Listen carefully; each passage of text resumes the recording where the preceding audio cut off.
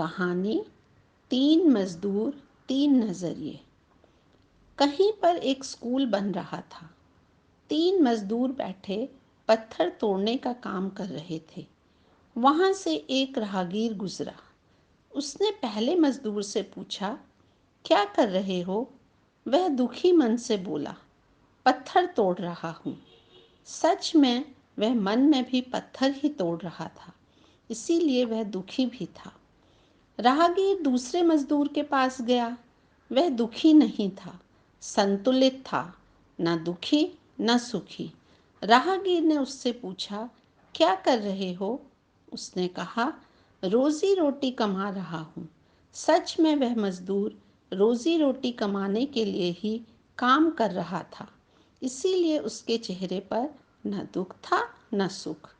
राहगीर तीसरे मजदूर के पास पहुंचा।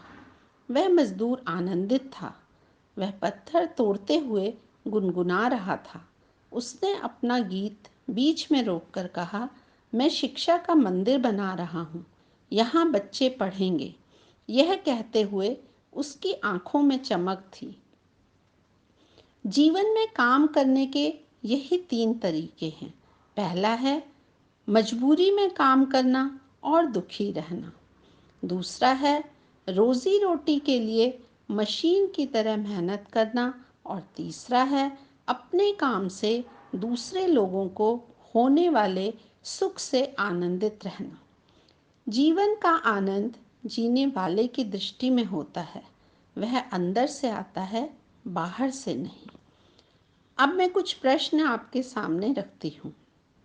खुश होकर काम करने से खुशी मिलेगी या काम करके आप खुश होंगे?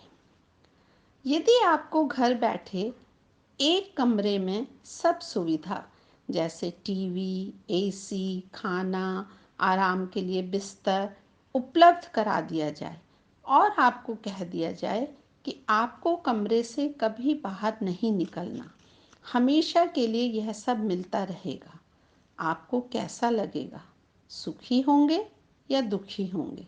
क्यों? विचार करें। मैं आशा करती हूँ कि आपको ये कहानी अवश्य पसंद आई होगी और आप ध्यान दे पाएंगे कि किसी काम को करते समय आपका भाव क्या है। धन्यवाद। Thank you.